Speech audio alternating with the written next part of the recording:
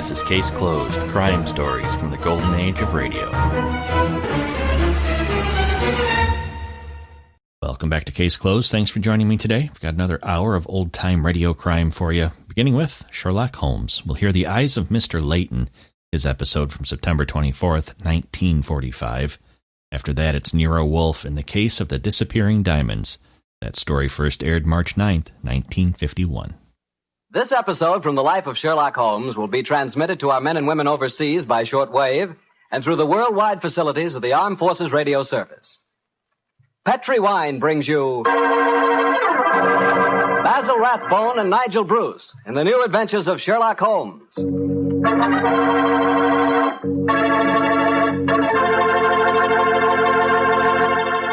The Petri family, the family that took time to bring you good wine, invites you to listen to Dr. Watson tell us another exciting story about his good friend, that master detective, Sherlock Holmes. And I'd like to tell you something that maybe you already know. The fact that America's favorite wine is port wine. Did you know that? If you didn't, you'll know why port is the way out front favorite if you'll just sample some Petri California port. You just look at that Petri port and you know it's good. That wonderful, deep, rich red color. And Petri port is so clear. Just hold it to the light and you can sort of see right through the glass. But what you want to know really about a wine is how does it taste? And I'll tell you something. I've never yet been able to find the adjective that'll do Petri port justice. It's wonderful, honest. You've just got to taste it for yourself and find out for yourself. You'll love that Petri port in the evening after dinner when you're sitting around listening to the radio. And it's perfect to serve your friends when they come over. You can show them that Petri label, too.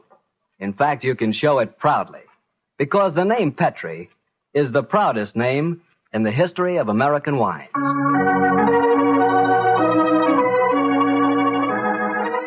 And now for our weekly doctor's visit. Let's see. No, Mr. Bartell. Don't say let's see if he's expecting us. You know I always expect you at this time on Monday evenings, my boy. So draw up your usual chair and settle down. Thanks, Doctor. That's it. All alone this evening, Doctor? Where are the puppies? Out on the patio. They had a most unfortunate encounter with a dead seal on the beach this afternoon. In consequence, they're a little malodorous, shall we say. In that case, Doctor, perhaps we'd better change the subject. So, suppose I ask you about tonight's new Sherlock Holmes adventure. Well, my boy, as I told you last week, the story took place in the foul alleyways of Limehouse. It was there on a foggy December evening in 1890 that my story began. An old friend and patient of mine, Isa Whitney, had disappeared, and his distraught wife had come to me for help. Knowing the man to be the victim of the shocking habit of taking opium, I suspected that I might find him in one of the vile dens inhabited by the dregs of the waterfront. And so, Mr. Bartell, about 5 o'clock on that December evening, I began my search. After an hour of fruitless wanderings, I found myself in a vile alley called Upper Swandam Lane. I could hear the distant moans of the riverboats as I walked, eyes alert, and hand on the revolver in my coat pocket.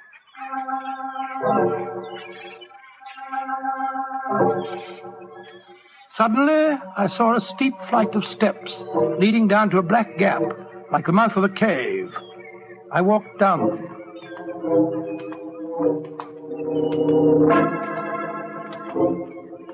The steps were worn hollow in the center by the ceaseless tread of stumbling feet. I reached the bottom. A door faced me, and above it, a flickering oil lamp winked warnings at me. I found the latch and lifted it. The door squeaked open protestingly. And I entered.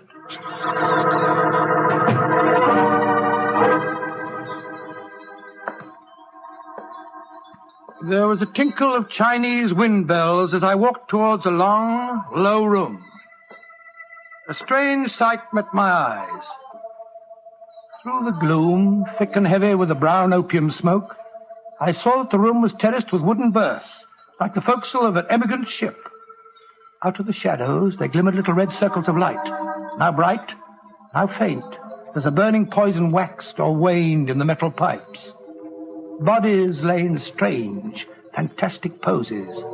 Bowed shoulders, bent knees, heads thrown back, The attendant came up to me with a pipe and beckoned me to an empty berth. I haven't come here to smoke your filthy drug. I'm looking for a friend, Mr. Isa Whitney. No, Mr. Whitney here. Oh, I'm going to search the place. You must not disturb the I'm priest. carrying a revolver, so you'd better not argue with me, my good man. Out of the way. I searched that filthy den, but found no trace of my missing friend. As I was leaving in despair, a long shaking hand reached out and plucked at my sleeve. I turned, and there sprawled in a berth was the wreckage of a man, his gaunt face yellow and twitching, his clothes filthy and ragged, and the pupil of his eyes like pinpoints. He spoke to me in a thin, quavering voice. For heaven's sake, get me out of here. Now, look here, my man. Don't say you won't help me, Governor. Ain't you got an heart? Please help me, Governor. Take me out of here. Strike me pink, I'm going to bomb you, I tell you. Oh, what must you expect if you indulge in this filthy habit? Take me out of here, Governor. I'll go straight this time.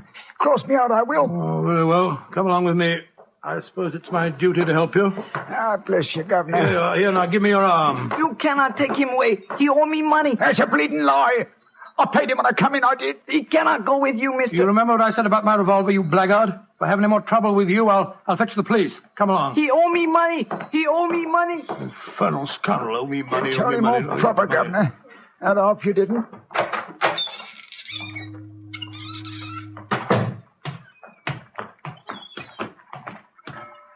Now, look here, my good man. I'll give you a square meal, some advice, and some medical attention. But the rest Never mind the advice, Watson, but I'll take you up on that square meal.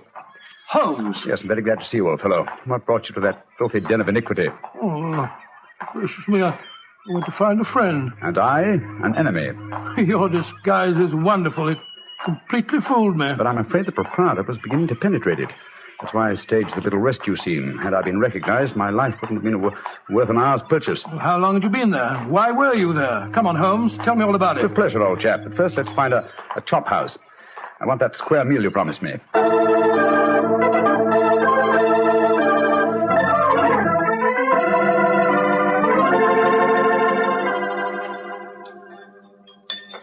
An excellent meal, Watson. Yes, you're surprisingly good for such a shoddy-looking place. Well, Holmes, now perhaps you'll tell me what you were doing in that opium den. I've already told you my story. I'm shadowing a most unusual criminal. A man who haunts the opium dens. Yet I know that he himself is not an addict. Well, I don't see anything very criminal about that. He might be looking for a thrill, or perhaps he's one of those writer fellows or something. But this man pretends to be an addict. I've watched him closely. He fakes his smoking, and grease paint has enabled him to simulate the characteristic pallor of a drug victim. He even affects the typical mannerism of nose-scratching, but it's his eyes that give him away. The pupils are wide open, I suppose. Exactly, old fellow. Whereas, if he were really addicted to the drug, they would, as you know, be contracted. I myself always treat my eyes with a special kind of drop on the occasion when, I have to enter these dens. Why does a man haunt an opium den in order not to smoke? That, my dear Watson, is the problem that I intend to solve. Well, perhaps the fellow's a policeman or a private detective like yourself, Holmes. I've already checked on those possibilities. No, Watson, I believe there is only one answer. I believe the man is planning a murder. A murder? It's a tempting setting for a murder. Your victim is an addict, drugged and helpless. Your witnesses are in an equal state of befuddlement. The proprietor is anxious to cover up the crime because of the police. Right, you. Yes, Holmes. Now, the question is, who is the intended victim? That, my dear Watson, is why I've been shadowing this man. Unfortunately, he was not present in the den we just left, but I intend to continue my search. Holmes, can I help you? My wife's away, you know. You know, it's a long time since we were on a case together. I should be delighted, my dear chap. I've missed you sadly during the past few months. And are you, Holmes? What's the next move? Back to Baker Street, old fellow. My disguise is wearing thin, and I must contrive a new one.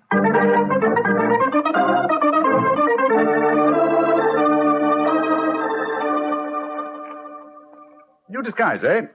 Well, which one shall it be, Watson? Well, how about the old flour cellar? I love that one. Well, it's pretty fresh, Yes, Barnett. Oh, no, my dear fellow, no. Hardly appropriate for an opium den. In any case, the clothes are so wretchedly uncomfortable. Well, how about the music hall singer? Oh, that chap, yes. Oh, I don't want to be beside the seaside. Oh, I don't want to be beside the sea. I don't want to stroll along the prom, where the brass band plays tiddly-um. Oh, confound it. Who can that be? You weren't expecting anyone, were you? No. So this is just like the old days. The doorbell ringing, Mrs. Hudson toddling off and bringing up some poor devil in trouble, and... Say that rather wistfully, old fellow. Don't tell me that you repent of marriage. No, of course not, Holmes. Mary's a perfect darling, and I couldn't be happier. Just the same. It is rather fun to be back here again. Come in. Yes, Mrs. Hudson? It's a gentleman, sir. He gave me this card. Says he's very anxious to see you. Wayne J. Leyton, President, Leyton Corporation, Chicago, United States. Ask him to come up, will you, Mrs. Hudson? Aye, sir. Well, it's quite the cold times to see you back here, Dr. Watson. That's just what I was saying myself, Mrs. Hudson. Mr. Leyton has scribbled a message on the back of his card. If £1,000 for a week's work interests you, you'll see me. £1,000? Big fish, Watson. Very big fish. This way, sir. Thank you. Oh. How do you do, Mr. Leyton? I guess you're Sherlock Holmes. You guessed correctly, sir. Excuse me. Oh, Mrs. Hudson, just a moment, Mrs. Hudson. Aye, Mr. Holmes. Sit down, won't you, Leyton? My name's Watson, Dr. Watson. I'm Sherlock Holmes' colleague. Yes, I've heard about you, too. Like a cigar, Doctor? It's a good one. Set me back 3 shillings. Oh, 3 shillings. Oh, thank you. That's very nice, sir. Just a good one. Oh, No, I 3 see you shillings. introduced yourself. Splendid. And now, Mr. Leyton, may I ask what brings you here? I'll talk fast and to the point. I'm a businessman. I like to do things in a business way. I have a chance to control the guano deposits of the Republic of San Pedro. Their minister will be in London tomorrow, and if it weren't for one thing, I know that I could swing the deal and get the concession. And what is that one thing, Mr. Leyton? The deal is secrecy. I thought no one knew about it, but when I got here, I found out that my biggest business rival has gotten wind of what's going on. He's an Englishman. I've never met him, but he's right here in London. Now, I'm not going to tell you his name, not until you give me your word that you'll work for me. Just what you wish me to do, Mr. Leyton. Get this rival of mine and keep him out of circulation for a week. I don't care how you do it, and I won't ask. In a week's time, I'll give you the other half of this £500 I brought with me. Oh, good Scott. What kind of Watson, detective give do you... Mr. Leyton his hat and gloves. That's it. Thanks, old fellow. Goodbye, sir. What are you doing, throwing me out? I can't think where you gathered the impression that I indulged in kidnapping. Once again, goodbye, sir. And here, sir, you can take back your cigar. Well, if you don't want some easy money, I'll soon find someone else that does. This is the last you'll see of me, Mr. Holmes. Life is full of little consolations. Some people seem to think that money can Watson, the game's afoot. Mr. Leyton is the man I've been seeking. The man who pretends to be an opium smoker. Why in blazes did you let him get away? Here, I'll go after him. No. Don't worry. I've already arranged for that. Oh, how? When I left the room just now to talk to Mrs. Hudson, I was intending to tell her to summon some of my band of street urchins. You know, the Baker Street irregulars. When she informed me that half a dozen of them were in the kitchen at this very moment, partaking of one of her incomparable steak and kidney pies. The rest should be obvious. You left instructions for one of them to shadow Mr. Leyton when he left here. Elementary, my dear Watson. Oh, don't tell me that. Leyton back again. No, I think not. I should say that at the moment he's just about to walk out of the front door. No, I think we shall have another visitor. And judging by the commotion, the incoming and the outgoing visitors know each other and are not on the best of terms. Well, it sounds to me as if we're having a fight. Here comes Mrs. Hudson to tell us about it. Come in. Oh, Mr. Holmes, you've got another visitor. So I gathered. Mrs. Hudson, you gave my instructions to one of the boys? I did that, sir. Young Wiggins was going to follow the gentleman. Mrs. Hudson, what was all that commotion about downstairs just now? Oh, it was the 2 gentlemen shouting at each other. Him that was leaving and the one that was waiting on the doorstep. And who is our new visitor, Mrs. Hudson? Here's his card, sir. Oh, thank you. Linton Chumley, 9 Belgrave Square. Well, ask him to come up, will you, Mrs. Hudson? Very well, Mr. Holmes. Oh, one thing more. Yes, sir. Please instruct another of the Baker Street irregulars to follow this Linton Chumley when he leaves here and report to me. All right, sir. You're taking no chances, Holmes, eh? You're having this fellow shadowed, too. Leyton is a potential murderer. Of that I'm convinced. This Mr. Chumley might possibly be his intended victim. While we're talking to him, Watson, old fellow, I want you to be sure to look at the condition of his eyes. I certainly will. Come in. Oh, good evening, Mr. Chumley. Are you Mr. Sherlock Holmes? I am. This is my colleague, Dr. Watson. How do you do, sir? That was Wayne Leyton that was just left here, wasn't it? Won't you sit down, sir? Thank you. I don't want to sit down. All right. You needn't answer my question, but I know it was Leyton. I've never met him, but I've seen his picture in the newspapers. Oh, very well, then, sir. It was Wayne Leyton. I know why he came to you. He's trying to have me put out of the way while he closes that deal on the San Pedro and Guana concession. Now, look here, Holmes. You've got to be on my side. Whatever fee he offered you to dispose of me, I'll double it if you'll take care of him for a few days. Oh, dear me, this is becoming monotonous. Watson? The hat and gloves? Thank you, old chap. That's right. Good night, Mr. Chumley. Look here, Holmes. I'll treble his fee. I'll quadruple it. My dear Mr. Chumley, I have accepted no fee from Mr. Leyton. I don't propose to accept one from you. Your hat and glove, sir? That man is out to kill me, Holmes. Well, if you won't help me, I'll go to the police. That's an excellent idea, Mr. Chumley. Again, good night. Did you notice his eyes, Watson? Yes, the pupils were contracted. He's obviously an opium addict. And also a potential corpse. What do we do now? Wait for the irregulars to report? No, you'll return home for your medical bag. I have a feeling that you'll need it before the night is out. Then come back here. If I've gone before you return, I'll send one of the irregulars to bring you to wherever I may be. Wait until you receive a message from me. On your way, old chap. There's work ahead of us.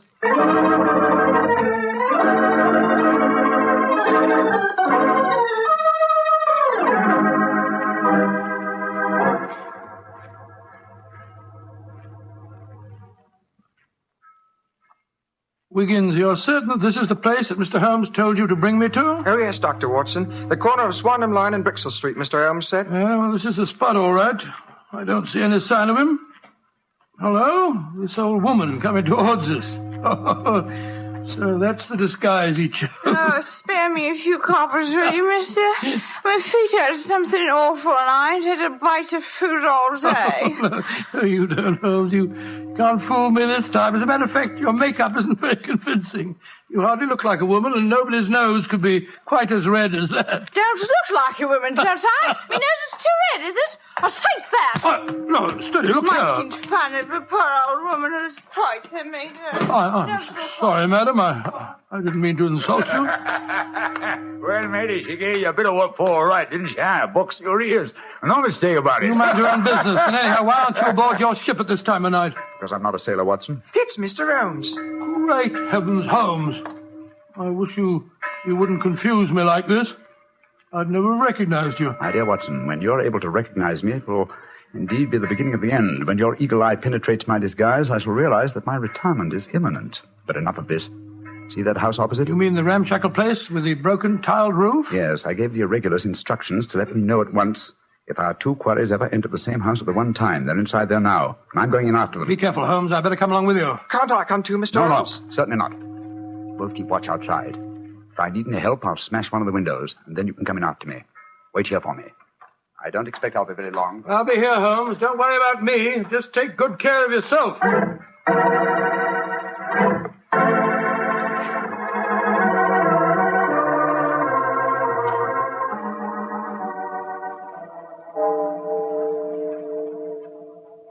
It's 1 o'clock, Doctor. Yes, I know, Wiggins. He's been in there half an hour. I'm beginning to get worried. Start going after him, sir. No, Wiggins. You know Mr. Holmes. When he gives orders, he likes them. There's the signal for help. Keep watching the house, Wiggins. I'll be out in 5 minutes. Go for the police. Right you are, sir. All right, Holmes, all right. I'm coming.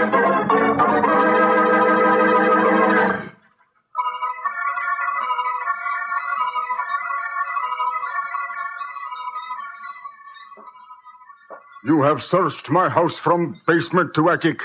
Why do you not give up? I tell you again, there has been no one here tonight. But my friend came in here half an hour ago. I saw him, and before that, 2 other men are known to have come in here. If that is so, then where are they? 3 men cannot vanish. That's just the point, you scoundrel. Out of the way. I'm going to search this hovel again. I'm not leaving here until I find Mr. Sherlock Holmes.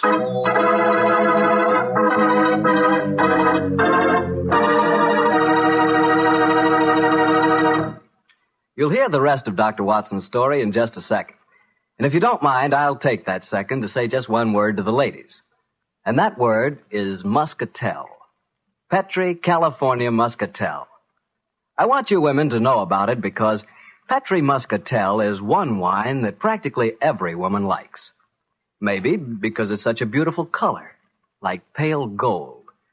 But I guess really because Petri muscatel brings you the wonderful flavor of luscious, sun-ripened muscat grapes.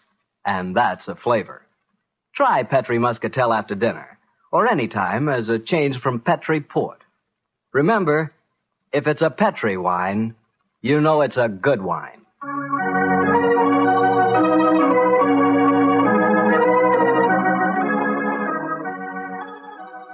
And now back to Dr. Watson and tonight's story, The Eyes of Mr. Leyton. Well, what happened next, Doctor?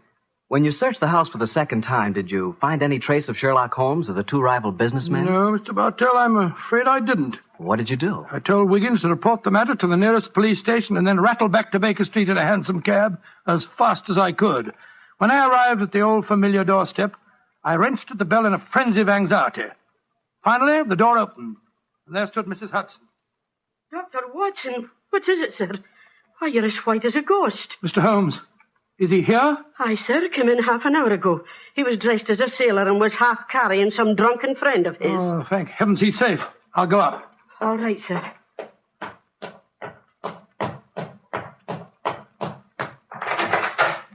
Watson, old chap. There you are. Holmes, I can't tell you how glad I am to see you. Who's that lying on the sofa? Well, up with your bag, Watson. Though I'm afraid the poor devil's done for. Great Scott, it's Wayne Leyton, the American fella. With a knife wound between his ribs. See what you can do for him, will you? Right. This is extraordinary, Holmes. You said that Leyton was a potential murderer, and now he's a victim himself. The biter bit, eh, old chap? Yes, he's still breathing, but he hasn't a chance. I'll try him with an injection of strychnine. Holmes, how did you get his body out of the house? I searched the place from top to bottom. I found no trace of any of you. When I went in, I found the stabbing had already taken place. The proprietor then bribed me, or rather the broken-down sailor he took me for, to smuggle the body out through the secret stairway leading to the wards at the back of the house. Oh, there's no trace of Chumley there? No, he must have left before me by the same exit. Then you smashed the window and bolted? Yes, I knew that I could count on you to hold the fort while I was getting the body away. Just try to say something, Watson. Yes, the injection's beginning to take effect. Yes, Mr. Leyton? What are you trying to say? Tell us, who stabbed you, sir? Shh. Lips are moving.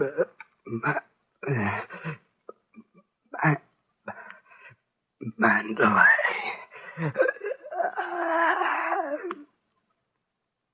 He's dead, Holmes. Yes, but he gave us the clue to the murderer's identity. How? And the word he mumbled just before he died. Sounded to me as if he said Mandalay. Precisely, old fellow. Never did a corpse give us a clearer instruction as to our next and final move. And that is? Back to Limehouse, Watson. Back to Limehouse.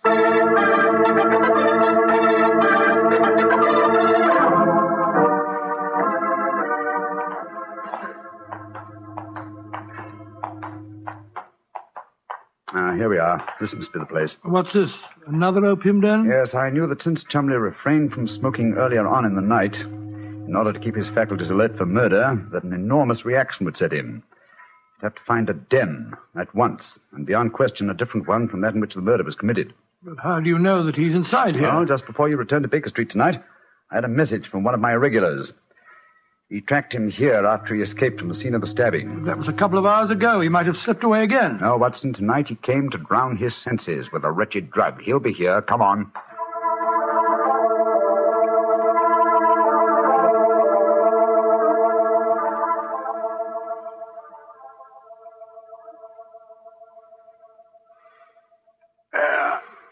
That second injection of caffeine should bring him round. He's heavily drugged, but I think it'll work. Surprising what a £5 note will do, isn't it? Yes, the proprietor let us bring Chumley into his private room, and he's coming to. Who are you? What do you want? Remember me, sir? I'm Sherlock Holmes. Oh, yes, I remember you. You're in serious trouble, Mr. Chumley. Very serious trouble. Trouble? What trouble? Wayne Leyton didn't die. Oh. He's badly wounded, but he's going to live. He's at Baker Street now. He wants to go to the police and give evidence. You've got to get me out of this, Holmes. I'll pay you anything. 10,000, 20,000. Why did you stab Leyton? He was in my way. I wanted the San Pedro concession. I meant to kill him. But we can fix it up now, can't we, Holmes? We can fix it up now. Yes, we can fix it beautifully, sir. As neat a murder confession as ever I listened to, Holmes. Exactly. Come along, Mr. Chumley. I think some night air will be good for you. We'll take you for a nice drive to Scotland Yard.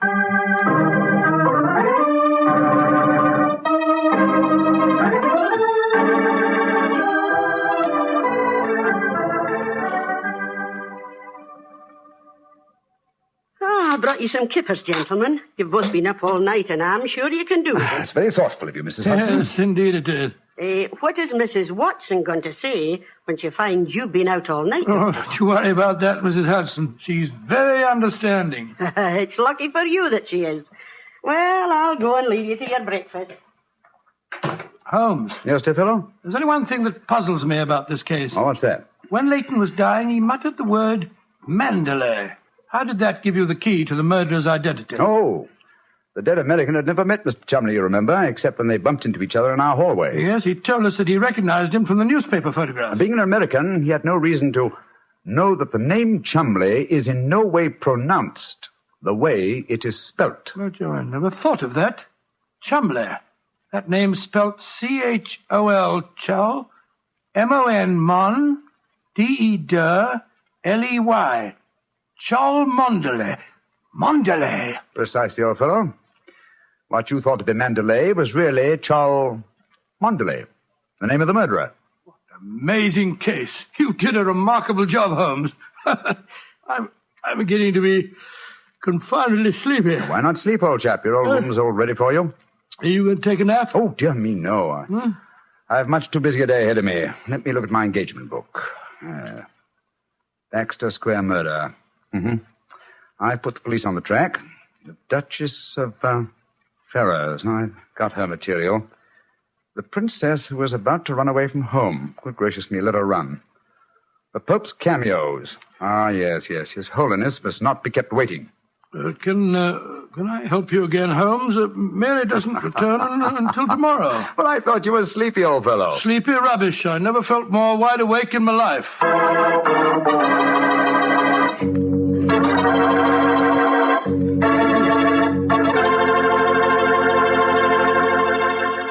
That was a swell story, Doctor. I'm glad you enjoyed it. And it was really funny when you mistook that old lady for Holmes and she slapped your face. It wasn't very funny at all.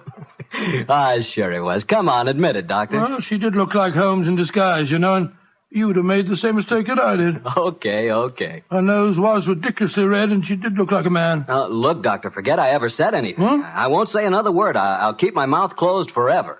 Oh, come on, I wouldn't do that. Mr. Bartell? Mr. Bartell?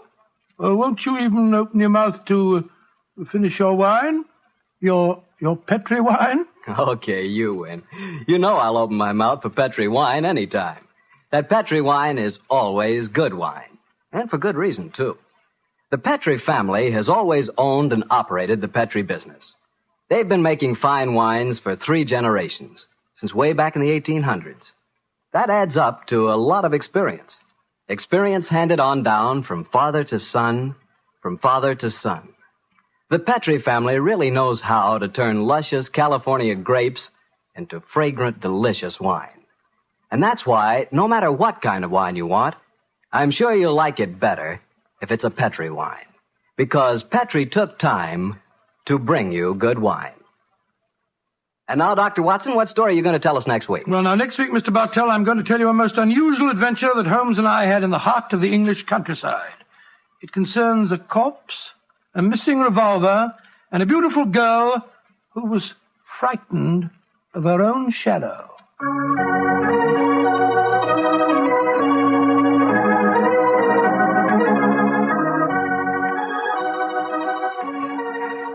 Tonight's Sherlock Holmes adventure is written by Dennis Green and Anthony Boucher and is based on an incident in the Sir Arthur Conan Doyle story, The Man with the Twisted Lip.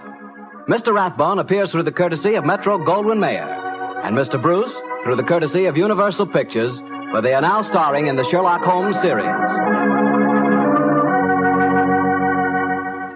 The Petri Wine Company of San Francisco, California, invites you to tune in again next week, same time, same station.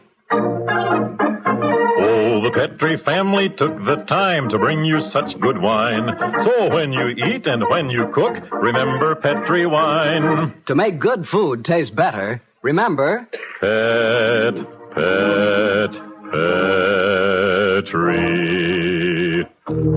wine. This is Harry Bartell saying good night for the Petri family. Sherlock Holmes comes to you from our Hollywood studios. This is the Mutual Broadcasting System.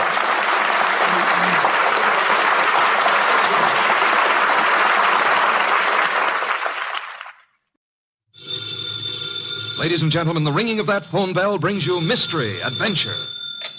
Nero Wolfe's office, Archie Goodwin speaking. Willie Inch, did you say? Just a second. Do you want to talk to a fellow named Willie Inch, which I doubt? No. He says he's got to see you. Got to. Who is he? Well, I'll ask. Mr. Wolfe doesn't recognize your name, Mr. Inch. He wants to know who you are. Just a second, I'll tell him. Mr. Inch says he's a sneak thief. He says you never heard of him, but he's heard of you. Should I tell him to get lost? Wait a minute, Archie. Ask him what he wants. Inch, Mr. Wolfe wants to know what you want to see him about. A phony murder rap. Says a phony murder rap. It'd have to be, wouldn't it, Archie? How do you mean? Phony, I mean. Did you ever hear of a sneak thief committing murder if it could possibly be avoided? Yes, Archie. Tell Mr. Inch. I'll listen to his story.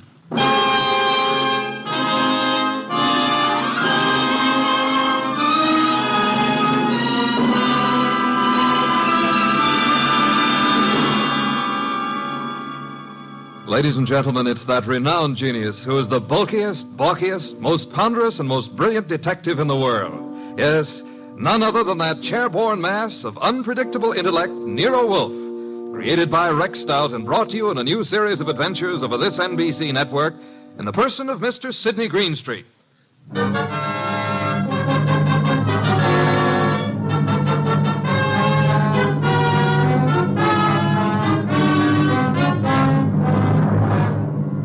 When Mr. Wolfe and I talk about this little difficulty, he calls it the case of Archie Goodwin and how he got hooked. However, I call it the case of the disappearing diamonds. I prefer my title. He prefers his. Anyhow, it started with an improbable character named Willie Inch. That'll be our sneak thief, Archie. Let him in. Okay, boss. Okay? Inch? Yeah. Come in. In there. I'll follow you. Mr. Wolfe, this is your client. Mr. Inch? Yeah. Tall fellow. Must be over 6'6". Sit down. Where? Archie? Here, Mr. Inch. This ought to be comfortable. Well, Mr. Inch? Look, Mr. Wolfe, they're going to claim that I killed a woman I never even touched. And I'm going to fry for something I never even done. All right, Mr. Inch, how did you kill her? I didn't. I never killed nobody in my life. Mr. Inch, you say you're a thief. Can you prove it? I got a record. Why? I was wondering about that bulge in your pocket. Oh, here? It's a silver cigarette lighter, ain't it? I guess it sort of dropped into my pocket as I was going by. You see the way it happened? Never mind, Mr. Inch. Now tell me how you didn't kill the woman for whose murder you will fry. Well, Mr. Wolfe, sir, it was like this. There was a window half open, you see, and I happened to crawl inside the house. But hey, now. Well, Mr. Inch? This is just between us, ain't it? Possibly. How do you mean? Explain, Archie. Mr. Wolfe said possibly. Oh. Well, okay. So I happen to find myself in the bedroom, see? So I happen to sort of roam around, and I hear there's like a party going on. You know, people and music. So I lock the door. So go on. Let him tell it his own way, Archie. Well, Mr. Inch? So that's the mistake I make. The mistake? Maybe I leave my fingerprints on the door. So? So later, a dame gets herself knocked off in the same room, and they look for fingerprints, and they find mine. I'm it. That's all. I got a record. So the chair. I see. Pitiful case, isn't it, Archie? Very, very mournful. Inch. Yes, sir? I presume you came away with some souvenirs? Oh, nothing. It wasn't worth the trouble. You know, just odds and ends, junk. Have you got the junk with you? Yeah. Let me see. Here. Cigarette case, platinum. Lighter, gold. Vanity case, gold. That's all? Positively. Junk, the man says. I promise nothing, Mr. Inch, but it might be better if you told the truth. Me? You. Oh, well. One square-cut emerald ring. I just happened to find it. Here's something more. A pewter ashtray. Look, the room is dark. I can't see.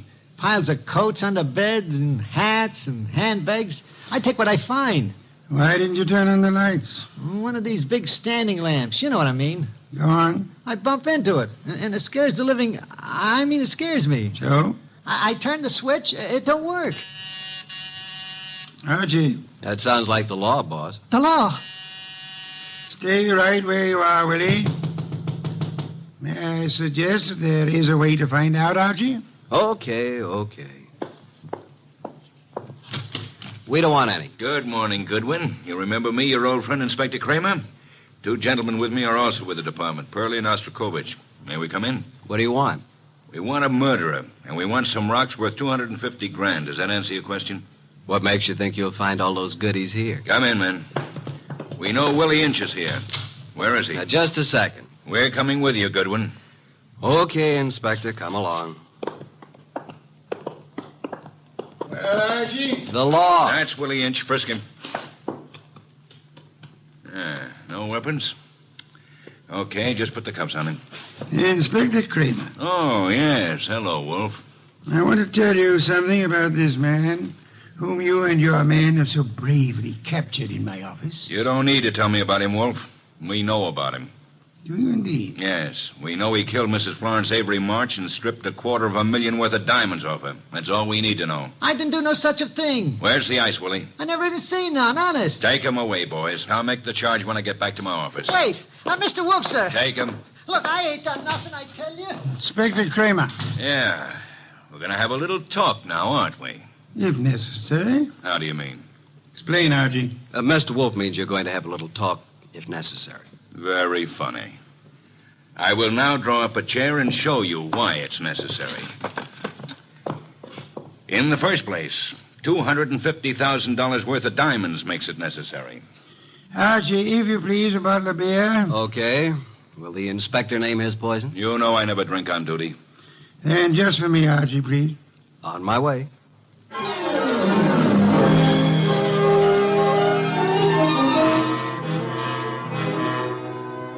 While I opened a bottle of imported beer, it occurred to me that I had something to be grateful for. At least I wasn't in Willie Inch's enormous shoes. And as I went back to the office, I had time to wonder why Mr. Wolfe would stick his fat neck out for a no-good like Willie. Thank you, Archie, and sit down, Archie. Inspector Kramer has a theory that may amuse you. Nero Wolfe's office. It's for you, Inspector. Hello, Kramer. Yeah? A gold cigarette holder? That's all? Okay. Inspector, do you realize that you have already taken a great deal of my time? Archie. Yes, Inspector? The great Mr. Wolfe just said I had a theory that might amuse you. Would you care to hear it? I can hardly wait. Okay. My theory is that both Wolfe and you are receivers of stolen property and possibly guilty of murder conspiracy. So far, you got me in stitches. Willie Inch, with a record as long as your arm, robs the home of Mrs. Florence Avery Marsh. He strangles her with a silk scarf, takes the diamond she's wearing, grabs everything else that's lying around, and then what? Is it a question? I'll tell you what. He will, too. Archie, listen. Then Inch brings the stuff here, the stuff that's piled on Wolfe's desk, and the diamonds. You want me to tell you where the diamonds are? They're in that safe right there. Inspector Kramer, I know nothing about the diamonds. They are not in the safe, and they're not in the house. Now, you can take my word for it, or you can get a search warrant and make a fool of yourself. I'm going to have lunch.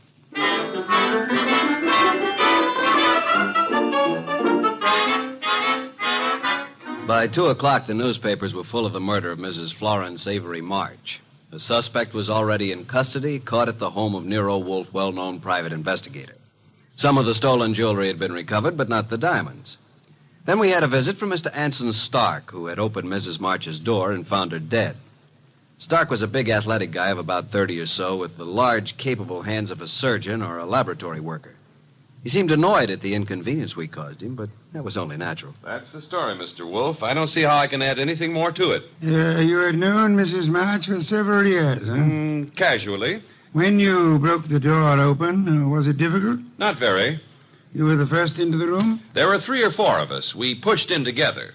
You saw the body of Mrs. March immediately? She was lying across the bed that was heaped with coats and hats and handbags. You knew she was dead? Of course not. In fact, somebody else discovered that she had been choked to death.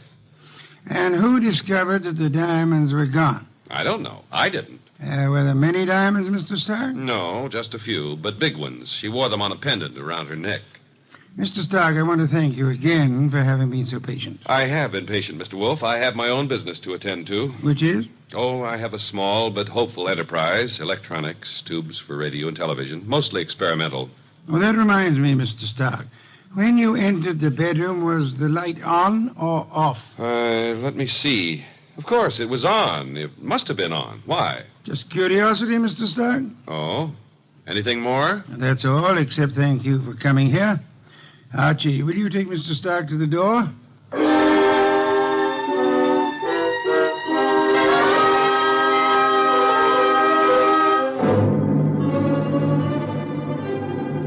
Mr. Stark departed like a man who'd been delayed by a petty annoyance. A few minutes later, the door buzzed. And I went, expecting anything. Anything but what was standing on the threshold when I opened up. A honey blonde. Or, to put it another way, a blonde honey. I said hello. No, more like hello. Are you Mr. Wolfe? I'm his assistant, Archie Goodwin, and what can we do for you? Well, I'm Valerie Ladd. And I'm Archie Goodwin. Or did I tell you that? Well, that's exactly where I came in. Well, I mean, where I thought you were going to ask me to come in. Oh, come in. I'm sorry. Well, is he here? Wolfe? Mm-hmm. Does he know you? No. Is he expecting you? No. I see. Of course you don't see, do you? Well, this is it, Mr. Goodwin. I'm a writer. Well, I may not look like it, but that's what I am, and I want to do a profile, a character study of Mr. Wolfe for a magazine. Uh-oh. Well, what's wrong?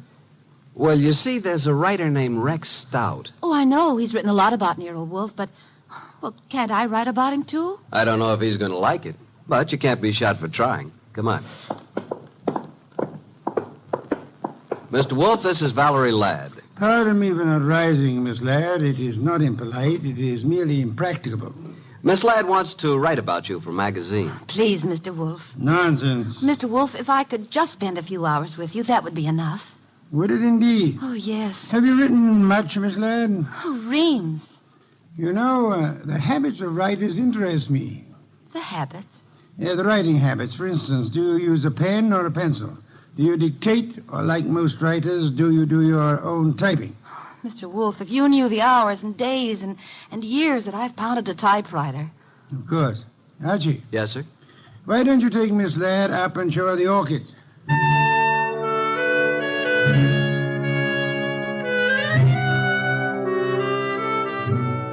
You never know about Nero Wolfe. At least I never do. This was something I would have bet against 1,000 to 1. Couldn't understand it. But I certainly couldn't complain. Archie, look at this one. Oh, did you ever see anything so gorgeous? Very pretty. They're all just beyond belief. Yeah? But you're not even looking at them, Archie. What? Oh! Archie, are you always like this? What do you mean like this? Well, so distant and preoccupied. Honey, you got me wrong. Completely. I was thinking. Oh. Yeah, about telephone numbers. Well, it's a lovely thing to think about. What can you think about telephone numbers? I was thinking how some girls have them and some don't. Oh, I see. Archie, I apologize. For what? I did have you wrong. You're not a bit distant. I can be a lot closer than this, honey. What is it? What's what? The number. Oh, well, it's in the book. Yeah? I wonder. Sound as if you don't believe me. Oh, I believe you, but there's a telephone book here. Let's look it up together, shall we? Archie. Yeah? I'm afraid I lied to you. I was afraid of that, too. Are you angry? Well, I can take no for an answer, honey. Even when it's hard to take. Archie, I've changed my mind. I want you to have my number. And I want you to use it, too. You know, honey, I'm beginning to take an interest in this dialogue. Let's have it. Okay. Olympia 93659. And a very, very pretty number it is. Valerie Ladd. 2 Ds? Mm-hmm. Olympia 93659. Honey blonde. Gorgeous. Oh. Spelled gorgeous. There. What are we doing tonight, Olympia 9? And I said that you were distant and preoccupied. We were talking about tonight. All right, Archie. Yes, I'd love it. Oh, these orchids, they're really beyond belief. And you won't even look at them. True. I'm too busy looking at you. Well, How do I look, Archie? Beyond belief, honey. Beyond belief. Well, there goes the Goodwin luck again. It's a house phone, partner. Mm-hmm. Yes, sir. Okay. He wants us to come down. Archie, Yes, dear. even if he says no, we still have a date? Honey, though the heavens fall.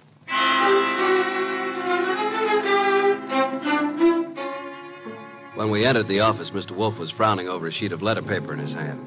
He looked up and tossed the paper to me. That is a peculiar thing, Archie. The sheet of letter paper just arrived. Since Miss Ladd is interested in detection, show it to her. Thank you. Well, some sort of code, isn't it? QWERTYUIOP. That's all. What do you suppose it means? You're kidding. Archie. Oh. What? Did I say something wrong? No. Miss Ladd, I'm sorry, but I'm afraid I haven't time for an interview just now. Goodbye, Miss Ladd. Oh, but Mr. Wolfe. Goodbye, Archie. Say goodbye to Mr. Wolfe and let's go, honey. Goodbye. That's the way things can be around here. Well, here's the door, and shall we pause for station identification?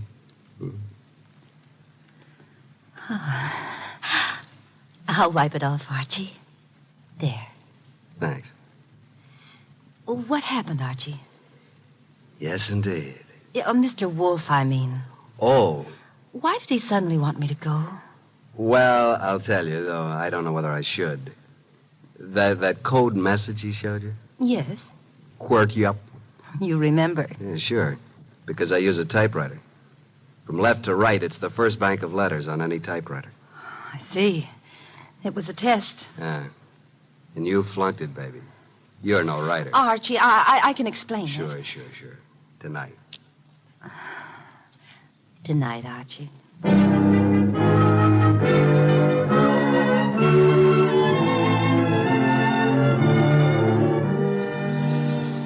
You do believe me, don't you, Archie? Oh, of course, baby, of course. Well, it's just that I was there at the party, when poor Florence was murdered. Then I read in the paper about, how they caught the man at Nero Wolfe's.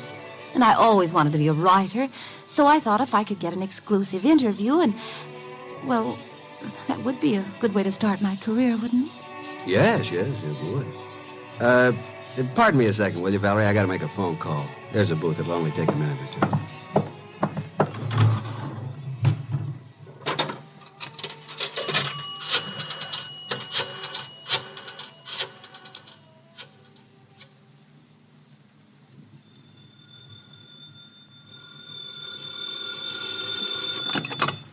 Nero Wolfe speaking. Archie, I'm at the Riviera with Valerie Ladd. I'm happy for you, Archie. I will remind you that I have not seen you since Valerie left the house. I was otherwise occupied, Archie. With orchids. With orchids? What do you want, Archie? Now, look, with that typewriter gag, you practically told me she was a phony, didn't you? Of course. Just for the record, how did you know? Have you looked at her fingernails? She never touched a typewriter in her life. But I wanted to be sure. Okay, now do you want me to tell you something? You mean that your charming companion Valerie was at the party when Mrs. March was murdered? How did you know that? Simple, Archie. I got a list of the guests from Inspector Kramer. Among them was the name of Valerie Laddway. Simple? Ladd. Yeah, sure. Okay, what am I supposed to do about it? Just hang on, Archie. Just hang on.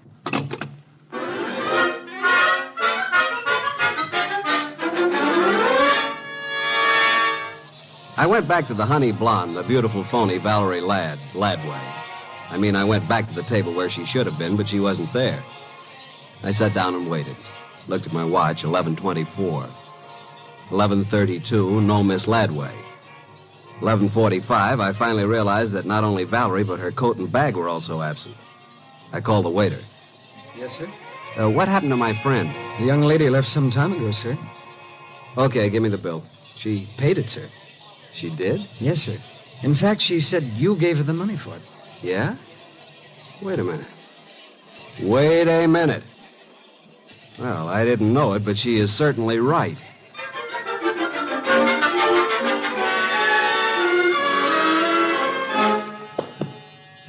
Oh, Oh, well, Archie, this is most thoughtless of you. Sorry, I lost my keys. My money, too. Your keys, Archie? Yeah. Glad you were still up. You lost Miss Ladway, too? Definitely. I'm going to bed. Good night, Archie. You think it's funny, don't you? Yes, Archie. Yes, I do. Good night, Mr. Wolfe. Archie. Yeah? Before you retire, one thing. What? Open the safe, will you? And leave it open. Why? Because there's nothing in it of importance. And it's a valuable safe, and I don't want it damaged. Good night, Archie.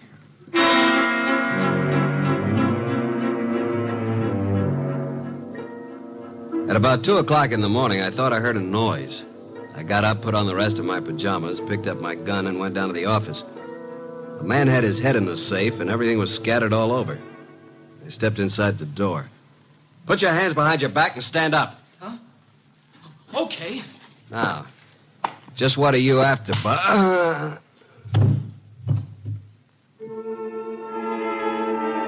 When I woke up, I was alone on the office floor. I did not feel good. The place looked as if a hurricane had struck it. Every file drawer had been emptied. I felt a draft from somewhere. Got to my feet, trying not to joggle my head too much. There was the front door standing open. I closed it gently. Then very, very gently, I groped my way to the kitchen for ice, water, and towels. Archie. What? Oh, didn't you hear me scream? No. Is it bad? It's better. You're angry, aren't you? Nuts. What, Archie? I said nuts, Mr. Wolfe, nuts. I'm sorry about what happened. Yeah, you expected it. But I didn't expect you to be caught by somebody behind you. You must have known there would be two of them. Now, how would I know that? How? Think of Mr. Ladway's delicate hands. Do you believe she intended to open the safe herself? You think she stole my keys and so on. Well, let me tell you... Hey, wait. That guy was digging in the safe that... Then who hit me in the head? Archie, someday you'll be the death of me. In the morning, will you tell Inspector Kramer I'd like to see him here?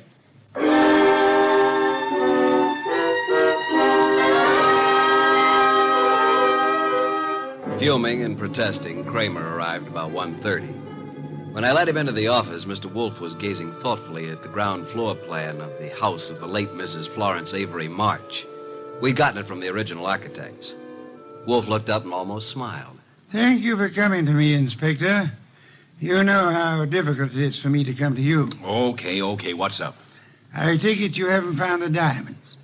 No, not yet. We'll break inch down, though. Don't think we won't. Oh, I'm sure. But this is what I want to ask you, and it's quite serious. Okay, all right, what? After the body was found, your men arrived at the house before anyone left. Right. And before anybody was allowed to go, every person was searched thoroughly. Nobody could have gotten a pin or a needle out of that place. I know something about police methods, and I believe you. Now, how thoroughly did you search the house itself? Wolf, look. We've got that floor plan you're studying now. There are no hidden closets. Every square inch of that house has been examined. The diamonds aren't there. Willie Inch killed the dame and snatched the diamonds. What he did with them, we'll find out. Possibly. Goodbye, Inspector. At approximately 3:15, the postman arrived with an envelope for me. The envelope contained my keys, the bill from the Riviera, and the money left after the check was paid. At approximately 5:07 p.m., I discovered that Wolfe had been using the telephone all by himself. He explained. He was going to have a party. He had invited all of the guests who were at Mrs. Florence Avery March's somewhat fatal party, including Anson Stark, Willie Inch, and Valerie. Nero Wolfe, the natural-born ham, he made an entrance that would have been worthy of Queen Victoria in her heavier days. He sat in his oversized throne behind his oversized desk and beamed at the peasants. Valerie moved toward me. I'm sorry, Archie, but you must know why I did it. Why? Well, you said I wasn't a writer. I wanted to prove that you weren't a detective. Did you take the stuff while we were dancing? I could have. couldn't I? You could have bumped me on the head last night, too, couldn't you? Oh, Archie. Let it go. It was humiliating, though. Ladies and gentlemen, I'm sure you realize the purpose of this party. We want to know who killed Mrs. March and what became of her diamonds. Mr. Inch. Yeah? When you visited the room where the body was found, the room was dark? The bulb was burned out. I tried to turn it on. If there had been a body on the bed, would you have seen it? Maybe. With all those coats, maybe not. So, Mr. Stark? Yes, I said the light was on. Perhaps I was wrong. What of it? You're engaged in the manufacture of tubes for radio and television, huh? I told you that. Inspector Kramer. Yeah, what? A light bulb was found in the wastebasket in the room where Mrs. March died. Yeah. Like you said, we tried the bulb in the socket and it worked. So what? One more question. Does anybody remember whether Mr. Stark was carrying a bundle or a package under his arm when he arrived at Mrs. March's party? Oh, I do, Mr. Wolfe. I think he had a box of flowers. That's true. I did bring flowers. No, Mr. Stark. That box contained 2 parts of a light bulb and some adhesive. During the party, you strangled Mrs. March, put the diamonds into the light bulb, assembled the thing, and screwed it into the lamp socket. Archie, stop him!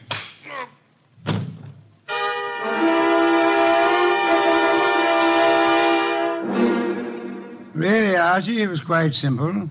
Light bulbs are only a stem glass bowl and a brass sheath. Yet nobody, including the police, would think of looking inside one.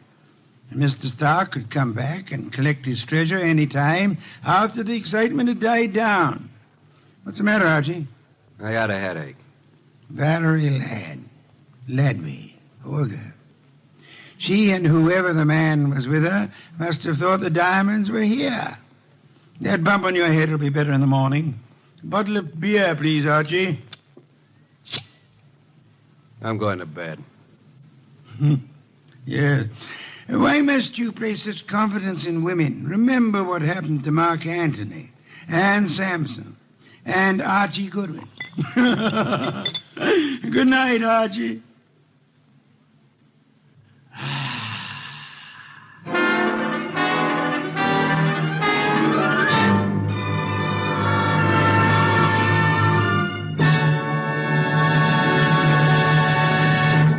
You have been listening to The New Adventures of Nero Wolfe, starring Sidney Greenstreet.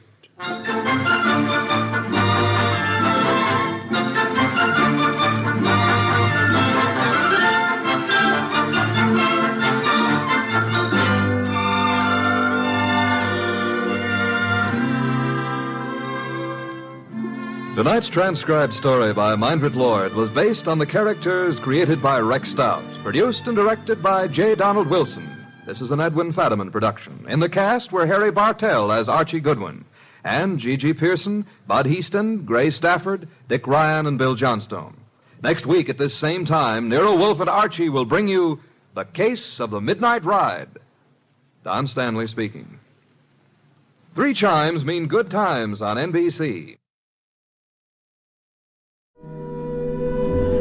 That's going to do it for this episode of Case Closed. I hope you enjoyed our stories this time. If you'd like to find more from Sherlock Holmes, Nero Wolfe, past episodes of Case Closed, and thousands of other old-time radio episodes, just visit relicradio.com and search away. You'll also find our Shoutcast stream running even more old-time radio for your enjoyment. And if you'd like to help support it all, help keep it all free and coming to you every week, please consider a donation. It's how all of this is made possible. Just click on the donate link when you are visiting the website or visit donate.relicradio.com and it'll take you right to it.